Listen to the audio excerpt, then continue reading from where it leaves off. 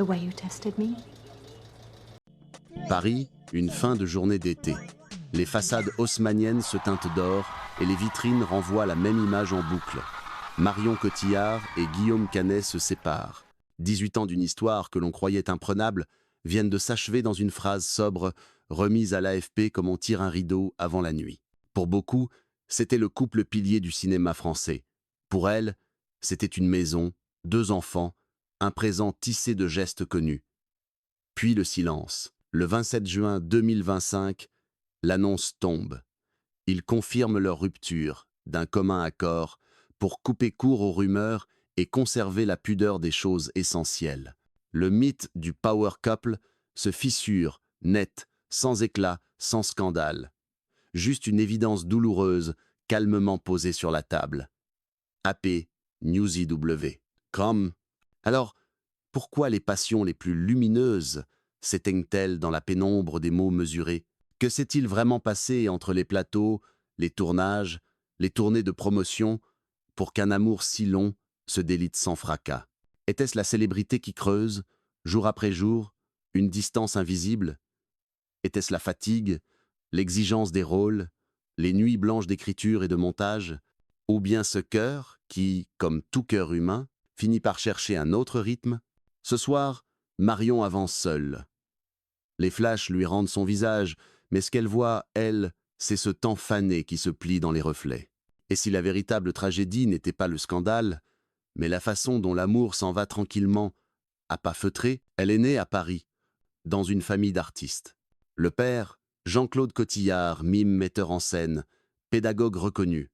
La mère, Nizema Teio, actrice de théâtre. Chez les Cotillard, la scène n'était pas un lointain rêve, mais le quotidien. Marion grandit dans un univers où les mots, les gestes et les silences avaient toujours une portée dramatique.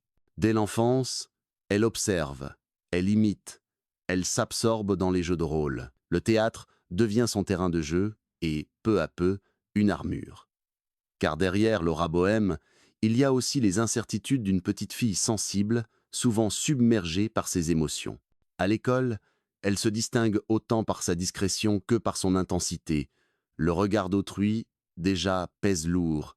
Ses premières apparitions sur scène se font sous la houlette de ses parents. Elle apprend très tôt que l'applaudissement n'est pas qu'une récompense.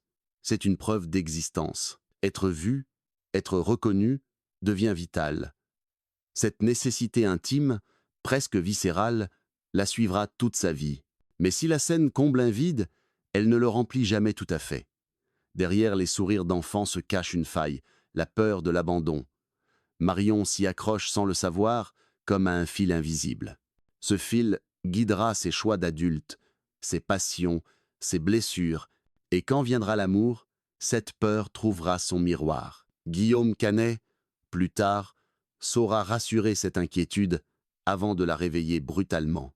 Cette enfance semblait banale, et pourtant, elle portait déjà en germe la tragédie à venir. Dans les années 1990, Marion Cotillard sort à peine de l'adolescence lorsqu'elle met un pied dans le cinéma.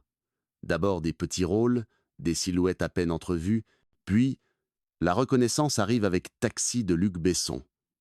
Marion y incarne Lily, la petite amie tendre et espiègle de Sami Nasseri. Le film devient un succès populaire, propulsant la jeune actrice au devant de la scène.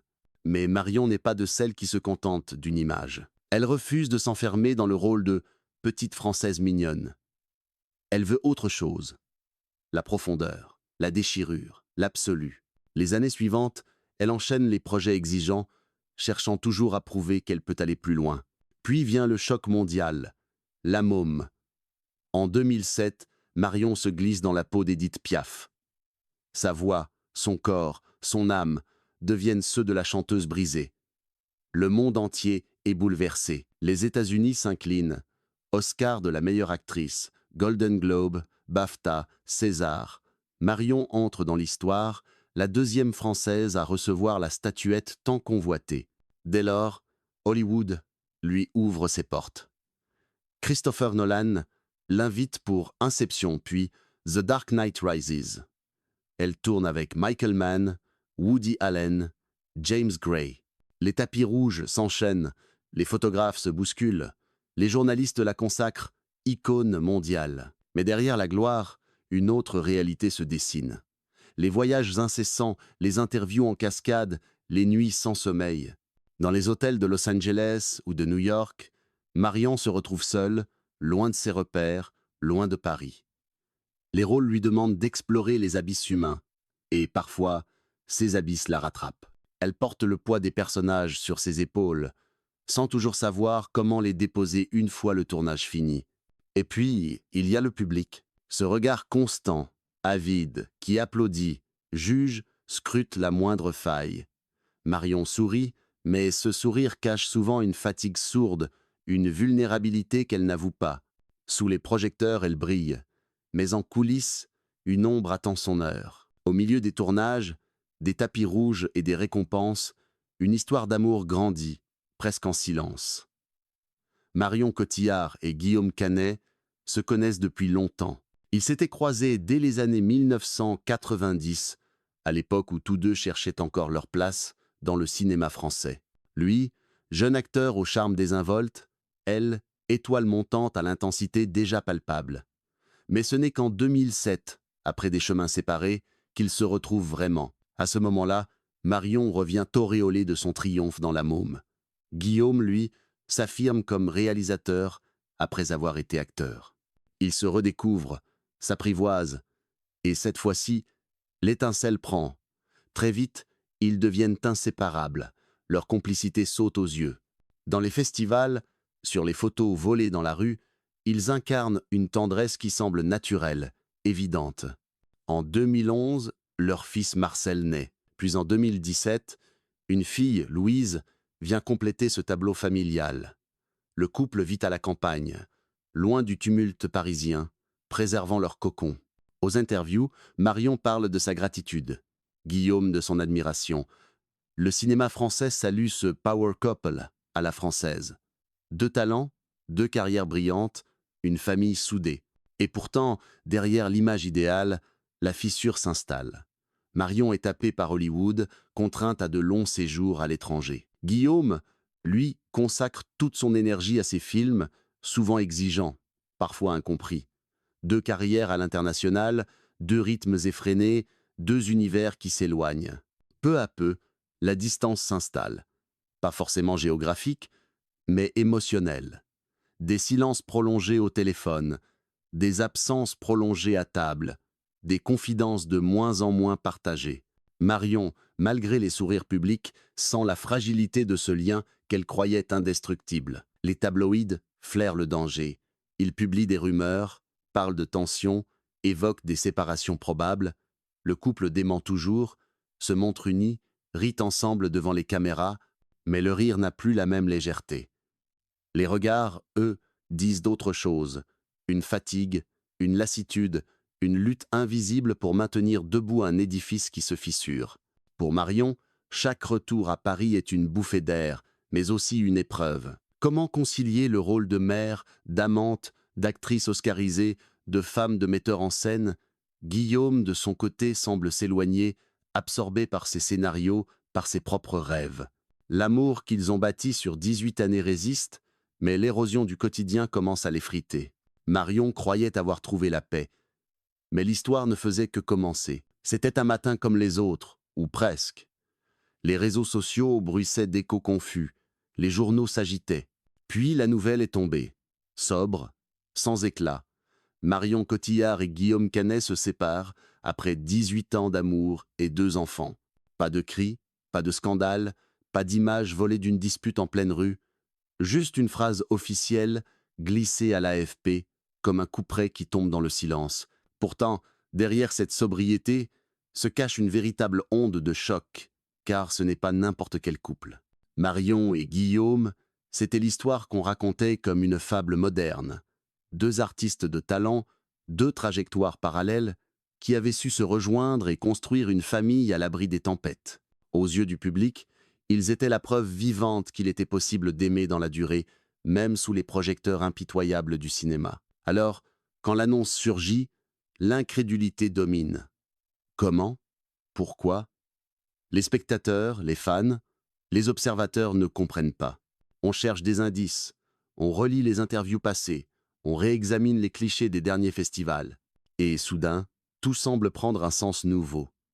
L'absence de Guillaume lors d'un tapis rouge, le sourire un peu crispé de Marion, ses mots prudents sur l'équilibre à trouver entre vie privée et carrière. La presse s'emballe. Certains évoquent l'éloignement professionnel, d'autres murmurent des hypothèses plus sombres, jalousie, fatigue ou la simple usure du temps. Mais Marion, fidèle à son tempérament discret, garde le silence. Guillaume aussi. Il ne donne rien en pâture, sinon ce communiqué commun qui se veut apaisant. Mais l'apaisement cache une déchirure, celle de l'amour qui s'éteint. Dans l'intimité, Marion affronte une tempête bien plus violente. 18 ans de vie commune ne s'effacent pas d'un trait. Il y a les souvenirs des débuts, les nuits complices, les rires partagés. Il y a surtout leurs enfants, Marcel et Louise, qui deviennent désormais le centre de toutes les attentions, les véritables victimes silencieuses de cette rupture. Comment leur expliquer que l'histoire qui les a fait naître vient de se briser? Les proches parlent d'une séparation douloureuse mais inévitable. Ceux qui connaissent Marion savent à quel point elle redoute l'abandon depuis l'enfance. Être quittée, être laissée, c'est raviver une blessure profonde, et c'est précisément ce qui se produit. Derrière les apparences de rupture consentie, Marion vit l'expérience cruelle d'être celle qui reste, celle qui regarde la maison se vider de sa chaleur, celle qui sent un amour autrefois flamboyant se transformer en cendre froide. Pour le cinéma français, c'est aussi une perte symbolique, la fin d'un couple qui incarnait une certaine idée de l'élégance et de la complicité artistique. Un duo qui avait su marier vie privée et vie professionnelle, qui donnait l'illusion qu'on pouvait échapper à la malédiction des amours brisés sous les projecteurs. Leur séparation n'est pas seulement intime, elle devient un signe, presque un présage, que même les plus belles histoires ont une fin. Dans ce tumulte, Marion continue de travailler. Elle monte sur scène, elle joue devant les caméras, elle répond aux journalistes avec dignité. Mais ses yeux disent autre chose. Derrière chaque sourire forcé, il y a cette solitude glaciale, cette impression d'avoir été trahie par le temps. Elle qui incarnait Piaf et ses amours dévastés, elle qui savait jouer la douleur des autres, se retrouve prisonnière de son propre rôle. La tragédie, ici, n'est pas faite de scandales tapageurs ni de cris rageurs. Elle se déploie dans le silence, dans un communiqué sec, dans un regard fuyant, dans une chaise vide au dîner. C'est une tragédie intime, invisible, mais d'autant plus cruelle, celle d'une passion qui meurt doucement, sans que personne ne puisse la sauver. Et dans ce vide, une vérité s'impose. Ce qui détruit un couple n'est pas toujours la trahison ou le drame éclatant. Parfois, c'est le temps lui-même, insidieux, qui use les fondations jusqu'à les réduire en poussière. On pensait que tout s'était terminé ce soir-là. Mais le tumulte ne faisait que grandir. La séparation de Marion Cotillard et Guillaume Canet ne fut pas seulement un tremblement de terre intime, ce fut une onde de choc dans tout le paysage médiatique français. Les titres de presse se succèdent, les plateaux télé s'agitent, les réseaux sociaux bruissent d'analyses, de spéculations, de regrets. Pour le grand public, c'est comme si un mythe s'écroulait. On croyait ce couple à l'abri, solide, presque exemplaire. Leur rupture vient rappeler que même les histoires les plus idéalisées portent en elles une fragilité sourde. Les réactions varient. Certains admirateurs expriment leur tristesse, leur désarroi. Si même eux n'y arrivent pas, qui y parvient? D'autres, plus cyniques, murmurent que c'était écrit qu'aucun couple n'échappe aux pressions de la célébrité. Dans les forums et les colonnes des magazines, chacun projette ses propres peurs, ses propres blessures. La vie intime de deux artistes devient le miroir des doutes collectifs. Pour Marion, la conséquence immédiate est la mise sous surveillance médiatique. Chaque apparition publique est disséquée, chaque sourire analysé, chaque silence interprété. Lorsqu'elle monte les marches à Cannes seule, les photographes n'attendent pas seulement la star, ils traquent la femme blessée. Ses choix de rôle, ses discours, tout est relu à la lumière de cette rupture. Même son corps, ses tenues, deviennent des indices supposés de son état intérieur. Guillaume, de son côté, n'échappe pas non plus à la curiosité. Réalisateur reconnu, Il doit répondre à des questions détournées, affronter les insinuations, porter le poids du rôle de celui qui est parti. Peu importe la réalité intime, la narration publique a déjà figé les rôles. Marion, la femme abandonnée. Guillaume, l'homme qui s'éloigne. Mais au-delà des médias, il y a la sphère privée. Les enfants, Marcel et Louise, deviennent le centre des attentions. Comment protéger leur innocence dans cette tempête médiatique? Le couple, malgré la séparation, s'accorde sur une priorité: préserver les enfants, maintenir une image digne, éviter les déchirements exposés. C'est peu être le dernier acte d'union, celui de parents qui refusent de transformer leur douleur en champ de bataille. Dans le cinéma, cette rupture soulève aussi des interrogations. Les deux stars avaient souvent été perçues comme une force conjointe, une inspiration pour leurs collègues. Leur désunion souligne la difficulté de concilier carrières exigeantes et vie familiale. Dans un milieu où les tournages éloignent, où les ambitions dévorent, où la lumière publique brûle, l'amour s'éprouve à chaque instant, et souvent, il s'effondre. Pour Marion, cette rupture agit comme une cicatrice à vif. Elle continue à tourner, à recevoir des prix, mais chaque interview, chaque hommage ramène la même question: et Guillaume? Pour elle, le défi est de réaffirmer son identité propre, de montrer qu'elle n'est pas seulement la moitié d'un couple célèbre, mais une artiste entière, une femme singulière. Cette épreuve, paradoxalement, la pousse à redéfinir ses frontières, ses forces, ses fragilités. Dans la mémoire collective, la séparation de Marion et Guillaume devient une parabole, celle de l'érosion silencieuse des passions. Ce n'est pas un scandale tapageur, mais une lente désagrégation. Pas de coup de tonnerre, mais une pluie fine, obstinée, qui finit par creuser la pierre. Le monde croyait avoir tourné la page.